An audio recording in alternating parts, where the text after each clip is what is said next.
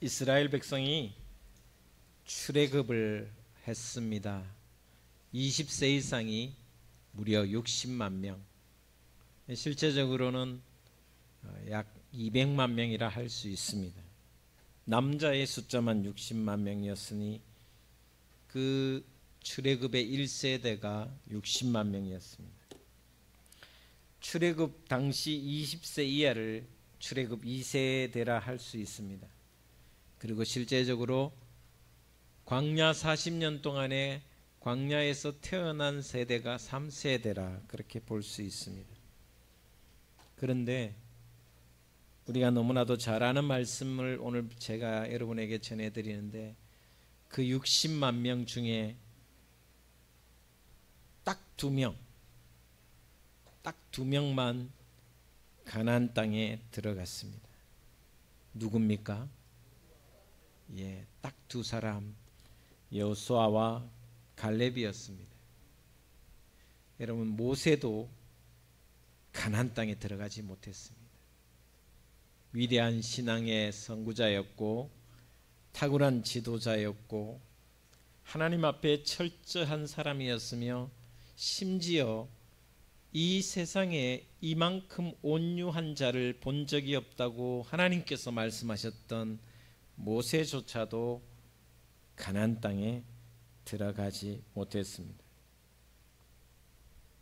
여호수아와 갈렙이 가나안 땅에 들어간 이유는 오늘 본 말씀의 13장, 14장에 걸쳐서 상세하게 나와 있습니다. 가데스 바네아, 그러니까 모세가 이스라엘 백성을 이끌고 애굽에서 홍해 바다를 지나고 불과 얼마 지나지 않아서 가데스 바네아, 그러니까 가나안 땅 바로 앞에까지 오게 됩니다. 거기서 12지파의 지도자 12명을, 각 지파의 지도자 12명을 뽑아서 가나안 땅을 정탐하게 합니다. 40일간 밤낮 주야로 가나안 땅에 들어가서 가나안 사람들의 형편과 그들의 지형과 또 사람들을 살피고 돌아왔습니다. 그런데 돌아와서 보고하는 보고의 내용에서 극명한 차이를 보이는 내용이 오늘 본 말씀의 내용입니다.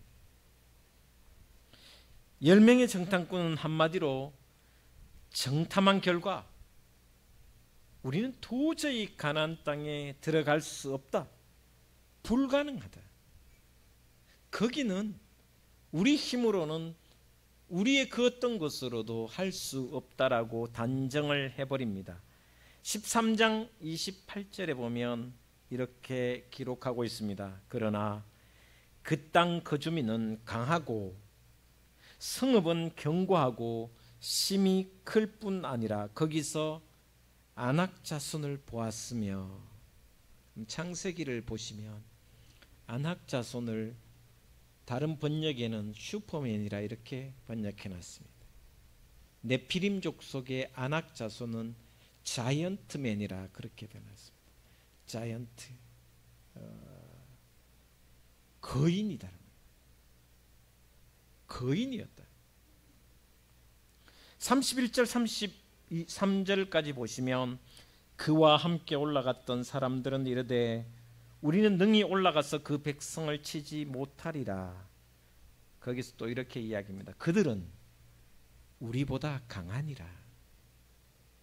32절에 이스라엘 자손 앞에서 그 정탐한 땅을 악평하여 이르되 우리가 두루 다니며 정탐한 땅은 그 거주민을 삼키는 땅이요 거기서 본 모든 백성은 신장이 장대한 자들이며, 33절 거기서 네피림 후손인 아낙 자손의 거인들을 보았나니, 이렇게 또 고백합니다. 우리는 스스로 보기에도 메뚜기 같으니 그들이 보기에도 그와 같을 것이라. 절망적인 보고를 12명 중에 10명이 합니다. 그런데 이 10명의 보고를 들은 이스라엘 백성이 더 호들갑을 떱니다. 혼란스럽게 두려워하면서 14장 민수기 14장 1절에는 이렇게 표현을 해주고 있습니다. 온 이스라엘 회중이, 모든 이스라엘 백성이 소리를 높여 부르짖으며 백성이 밤새도록 통곡하였다. 밤새도록 통곡하였다. 2절에 보시면 이스라엘 자손이 다 모세와 아론을 원망하며 온 회중이 그들에게 이르되 우리가 애굽 땅에서 죽었거나 이 광야에서 죽었으면 좋았을 것을 어찌하여 여호와가 우리를 그 땅으로 인도하여 칼에 쓰러지게 하려 하는가? 우리 처자가 사로잡히리니 애굽으로 돌아가는 것이 낫지 아니하랴. 다시 애굽으로 돌아가자고 합니다. 4절에 보시면 이에 서로 말하되, 밤새도록 그 두려움과 슬픔과 이 고통을 견디지 못해 울며 불며 하고 난 뒤에 뭐라고 이야기하냐면 한 지도자를 세우자. 모세 없애보고 아론 필요 없으니까 우리를 위하여 다시 지도자를 세우자. 한 지휘관을 세우고 애굽으로 돌아가자 라고 합니다. 그러자 5절 말씀에 14장 5절 말씀에 아론과 모세가 이스라엘 자손의 온 회중 앞에 엎드립니다. 어쨌든 모든 이스라엘 백성들이 두려워서 밤새워 통곡하고 아침에 새로운 지도자를 세우고 애굽으로 가자고 합니다. 그러나 이때 여호수아와 갈렙이 당당하게 회중 앞에 섭니다. 저는 상상을 한번 해봤습니다. 여러분 한번 생각해 보십시오. 10명의 정탐꾼이 우리가 갔더니 40일 동안 정탐했더니 그 땅은 쓸모없는 땅이며 그 땅은 너무나도 우리가 살 수 없는 땅이며 또한 그 땅에는 수많은 네피림 후손들과 자이언트맨이 있어서 우리는 그 땅을 정복할 수가 없다, 불가능하다라고 하면서 부정적인 것과 절망적인 것을 했습니다. 그러자 백성들이 다 통곡하고 이제는 분노의 지수가, 밤새도록 울고 난 뒤에 분노 지수가 올라가는 거예요. 여러분 요 며칠 전부터, 얼마 전부터 대한민국에 곳곳에 칼부림이, 묻지마 칼부림이 일어나고 있는데, 생각해 보면 대한민국 사람들이 지금 분노 지수가 너무 높아져 있다. 세상은 이만큼 달라졌고 경제적으로는 성장했는 것 같지만 그 영혼과 마음이 피폐해져서 분노 지수가 얼마나 높아졌는지, 지금 안 그래도 분노 지수가 높은데 더 더워지니까 폭염이 있으니까 그 분노를 조절할 수 있는, 컨트롤을 할 수 있는 마인드가 되지 않으니까 묻지마 살인과 묻지마 칼부림이 곳곳에서 일어나는 거예요.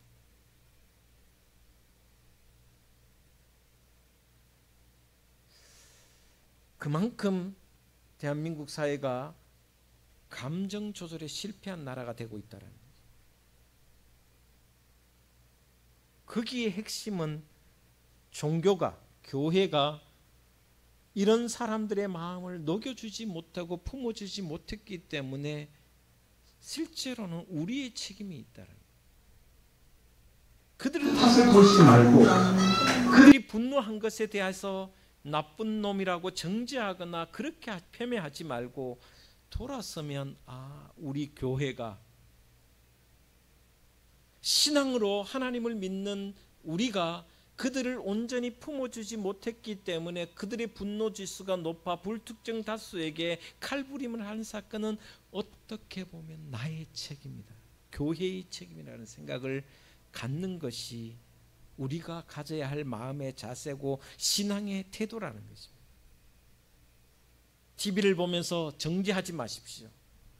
저런 놈들은 다 죽여야 된다고, 감옥에 가둬야 된다고 하지 마시고, 오히려 그것을 넘어서서 나의 부족함, 우리의 연약함, 하나님의 사랑으로 저들을 품어주지 못한 우리의 부족함이라고 고백하는 것이 신앙인이 해야 할 자세라는 것입니다.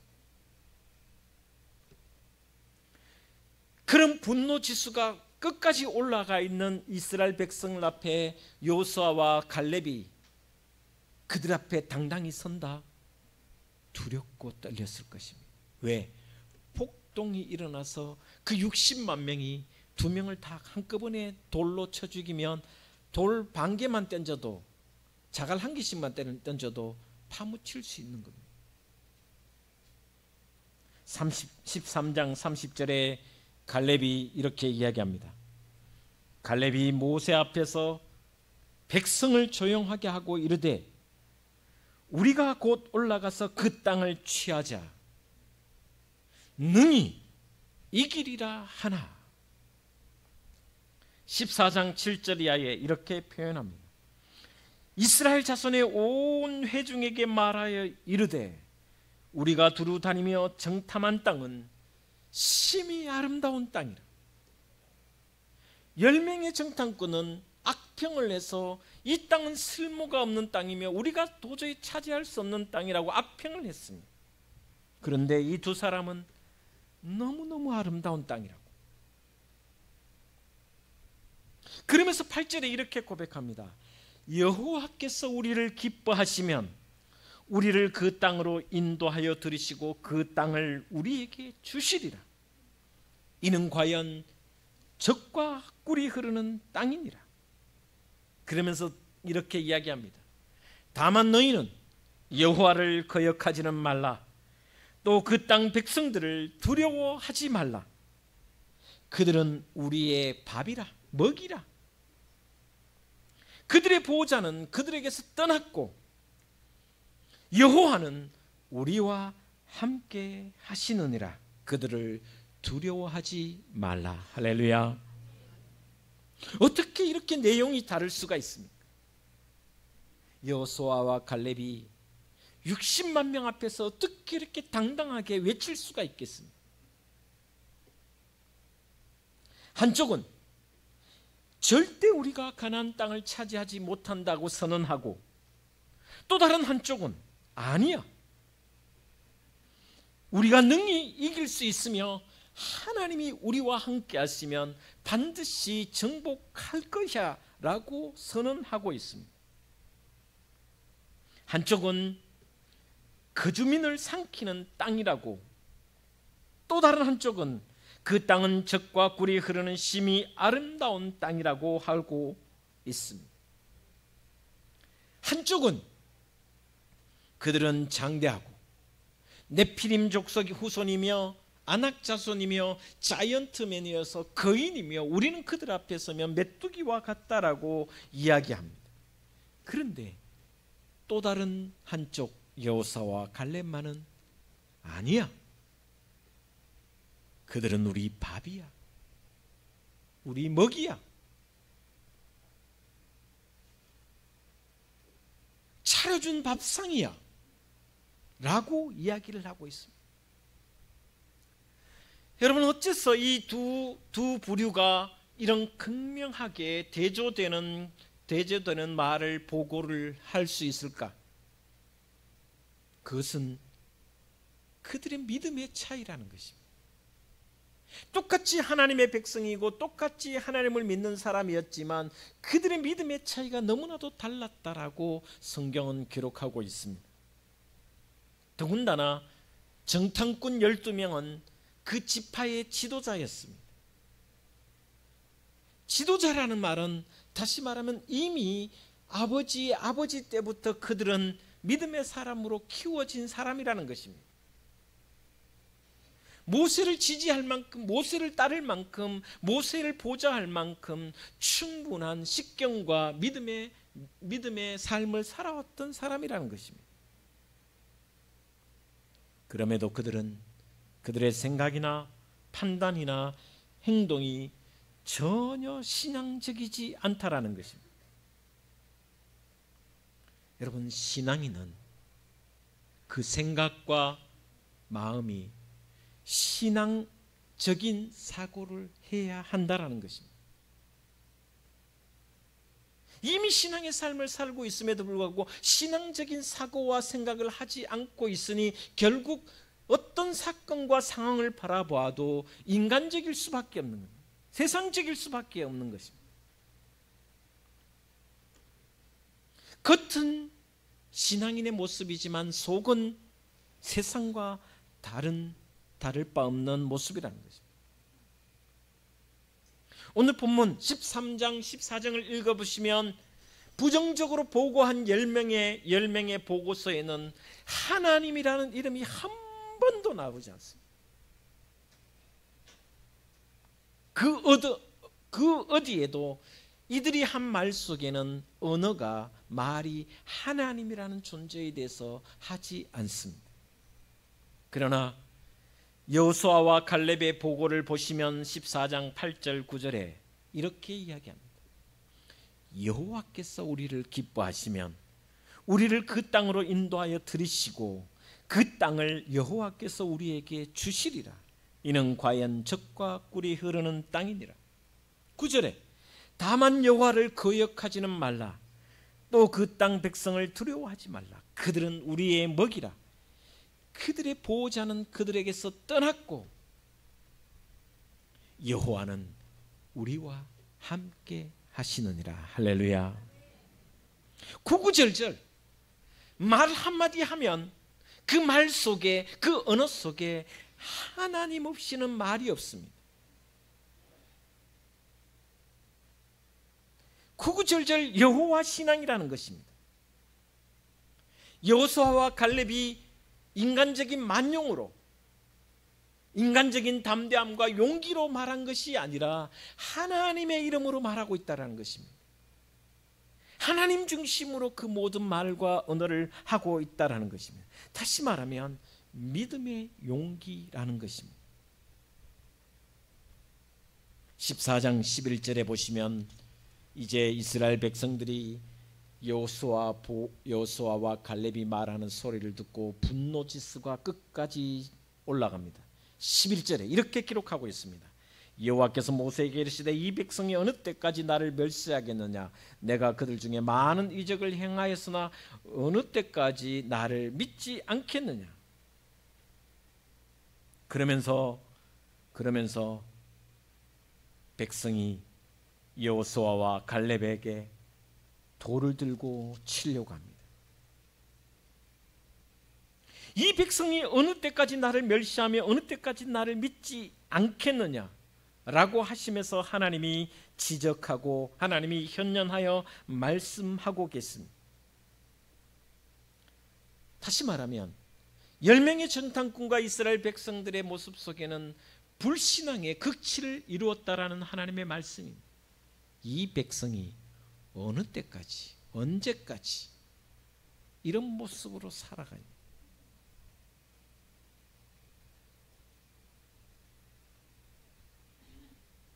예수님은 우리에게 말씀하셨습니다. 할 수 있거든 무슨 말이냐? 믿는 자에게는 능치 못할 일이 없느니라고 제자들에게 믿음 없음을 탓했습니다. 사도 바울도 스스로 고백하기를 이렇게 고백하고 있습니다. 내게 능력 주시는 자 안에서 내가 모든 것을 할 수 있느니라. 하나님의 말씀이 이렇게 살아있음에도 불구하고 하나님 중심의 신앙의 사고와 하나님 중심의 생각을 하지 않기 때문에 여전히 패배주의에 빠져 있는 겁니다.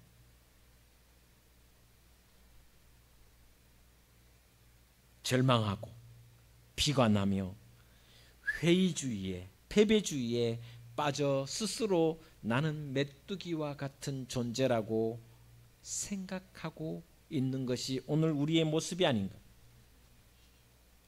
적은 거인처럼 보이고 나는 스스로 생각해도 메뚜기처럼 보일 거라고 스스로 이미 자기 자신을 단정해 버리는 것이 오늘 믿음 없는 우리의 모습이 될 수 있다는 것입니다. 여호수아와 갈렙은 하나님 중심의 신앙이었기 때문에, 믿음의 용기가 있었기 때문에 그들은 가서 직접 보니 네피림 후손, 아낙 자손이 자이언트맨이라는 것을 눈으로 보았습니다. 자기들보다 평균 40cm, 50cm 이상 커 보였습니다. 기록에 의하면 다윗 시대의 이스라엘 사람들의 평균 키가 145에서 150이었습니다. 가나안 족속은 평균이 190 정도 됐다고 합니다. 생각해 보십시오. 180, 190 되는 사람이 150 되는 사람, 한 3, 40cm 작은 사람들을 보면 아이처럼 보이는 거예요. 제가 167입니다. 요새 좀 더 줄어들어서 166.6 정도 됩니다. 하기사 160은 됩니다. 2m 안 되잖아, 그죠? 기라미 앞에 서면 제가 위축되죠. 184, 5 정도. 김영진 장로님도 키가 큰 편이잖아요. 중고등학교 시절에 김영진 장로님 앞에 서면 나는 참 작은 존재구나 이런 생각이 했는데, 키가 큰 것은 한 3, 40cm 크면요 주눅이 들어요. 이스라엘 백성들의 그 당시에 평균 키가 145에서 150밖에 안 됐기 때문에 너무나도 작은 존재였어요.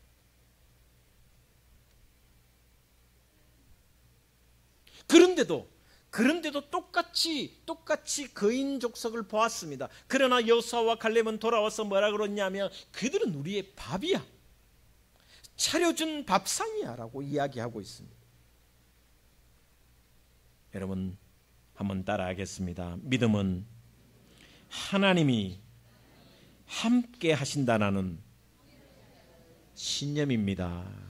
할렐루야. 내 인생, 내 존재, 내 운명에 하나님이 함께 하시면 그 어떤 상황 가운데서도 하나님이 일하시니 이기실 줄 믿습니다. 이것이 여호수아와 갈렙의 신앙이었습니다. 10명의 정탐꾼은 하나님이 없었습니다. 그래서 결국 가나안 땅에 들어갈 용기가 없었고 자신이 없었습니다. 그래서 결국 비관적인 보고를 할 수밖에 없었습니다. 거기에다가 백성들이 울며 불며 난리를 칩니다. 여러분, 말이라는 것이 얼마나 무섭냐. 10명의 정탐꾼이 부정적인 이야기를 하자 삽시간에 그날 밤에 백성들 전체가 울음바다가 되었습니다. 다 절망에 빠졌습니다. 여호수아와 갈렙이 아무리 희망적인 말을 해도 듣지 않는 거예요. 왜? 이미 부정적인 말과 비관적인 말과 절망적인 말이 뒤덮어버렸기 때문입니다.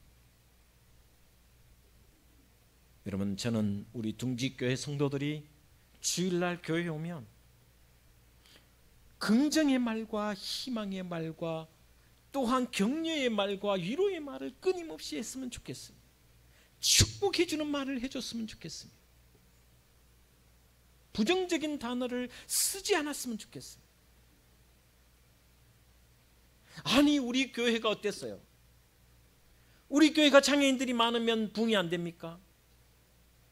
장애인들이 많다고 재정적으로 부족합니까? 아닙니다. 하나님이 함께 하시면 어떤 형편과 상황 속에서도 부흥할 줄 저는 믿습니다. 이것이 우리의 믿음과 신앙의 말이어야 된다는 겁니다. 되겠습니까? 라고 말하지 마십시오. 저한테도 그렇게 말씀하시는 분, 목사님 되겠습니까? 니는 안 돼도 나는 될 줄 믿는다라고 생각합니다. 속으로. 제가 그렇게 표현은 하지 않지만 정말 누구도 특별한 존재는 없습니다. 하나님이 함께 하실 때 하나님이 그 일을 이루어 가시는 줄 저는 믿습니다. 믿음으로 가나안을 차지하시기를 주의 이름으로 축원을 드립니다. 그 다음에 두 번째 생각해 볼 것은 정탐꾼 사이에는 비전의 차이가 있었습니다. 두 사람과 10명의 정탐꾼 사이에는 비전의 차이가 있었습니다. 그 비전의 차이 핵심이 뭐냐? 미래를 바라볼 줄 아는 사람이었어요. 여러분, 개인이든 공동체이든 그 사람이 발전하는 사람의 특징은 뭐냐 하면 미래를 보는 사람입니다. 미래를 향해 가는 사람입니다. 많은 사람들이 미래를 향해 가지 않고 과거로 가는 사람이 많습니다. 미래를 바라봐야 발전이 있고 부흥이 있는데 그렇지 않은 경우 너무나도 많다라는 것입니다. 그래서 결국 과거에 발목 잡혀 사는 사람들이 종종 있습니다. 그런 사람에게는 희망이나 내일이 또 발전이 있을 수가 없습니다. 이스라엘 백성들이 그렇게 살았습니다. 옛날의 애굽 삶이 얼마나 그리워했는지, 눈만 뜨면 옛날에 애굽에서 이렇게 살았는데, 그들은 과거로 돌아가자는 게 그들의 구호였고 입에 발린 말이 끊임없이 입에 달고 살았던 말이 바로 애굽의 삶이었습니다. 애굽에는 고기가 있었다. 애굽에는 거처할 안전한 잠자는 곳 거주할 거처가 있었다. 거기에는 마늘도 있었고 파도 있었고, 그렇죠. 고기 먹는데 마늘 빠지면 안 되죠. 근데 맨날 먹는 거는 메추라기밖에 없으니 그들에게 고통스러운, 매일 먹는 만나, 가끔 주는 메추라기, 마늘이 없으니까 여러분 생각해 보십시오. 돼지고기 팍 맛있게 탁 삶아서 수육 쫙 했는데 마늘이 없어, 된장도 없어. 이게 네 맛도 내 맛도 없잖아요. 가나안에 들어가야 할 사람이 과거 애굽에 이렇게 살았는데,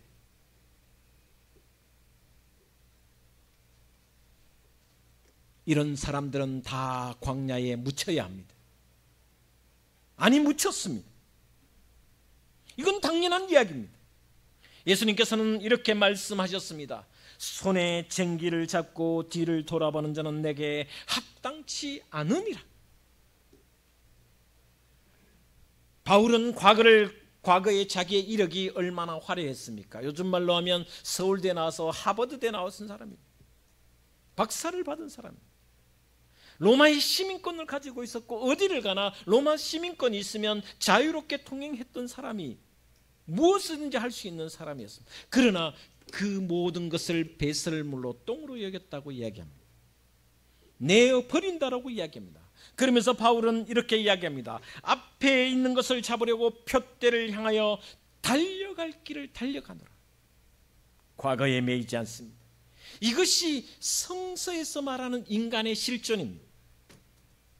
앞에 있는 것을 잡으려고 부단히 달려가는 존재가 신앙인의 삶이라는 것을 오늘 분명히 말씀해 주고 있습니다. 여러분, 앞을 향해 전진하시기를 주의 이름으로 축복을 드립니다. 하나님께서도 가만히 한번 보십시오. 성경 출애굽기 곳곳에 뭐라고 말씀하시냐면 내가 너희보다 앞서 가노라고 말씀해 주고 있습니다. 이스라엘 백성들보다 한 발 앞서 구름 기둥으로 이동하셨고 불기둥으로 한 발 앞서 가셨습니다. 앞서 가는 것이 신앙인의 삶입니다. 여러분 모두가 앞서 가신 주님의 뒤를 부지런히 따라가 끝내 가나안 땅에 들어가는 저와 여러분의 신앙이 되기를 주의 이름으로 축복을 드립니다. 비전이 없는 사람은, 미래를 바라보지 않는 사람은 20년 30년이 지나도 거기에 머물러 수밖에 없습니다. 광야에서 죽을 수밖에 없습니다. 신앙이 죽었다라는 의미입니다. 10명의 정탐꾼은 이스라엘 백성들을 가나안 문턱에 와서까지 과거로 애굽으로 돌아가자며 선동하고 있습니다. 반면에 여호수아와 갈렙은 미래로 적과 꿀이 흐르는 가나안으로 진격하자, 오늘 당장 나아가자고 이야기합니다. 둥지교회는 중요한 기로에 서 있습니다. 향후 우리 교회의 진로와 운명은 지금 우리가 무엇을 선택하고 무엇을 결단하느냐에 달려 있습니다. 과거를 고집하며 하나님이 예비하신 약속의 가나안을 사양한다면 이 자리에 머물 수밖에 없습니다. 29절에 이렇게 말합니다. 너희 시체가 이 광야에 엎드러질 것이라. 너희 중에서 20세 이상으로서 계수된 자, 곧 나를 원망한 자 전부가 여분네 아들 갈렙과 눈의 아들 여호수아 외에는 내가 맹세하여 너희에게 살게 하리란 땅에 결단코 들어가지 못하리라. 이것이 하나님의 말씀입니다.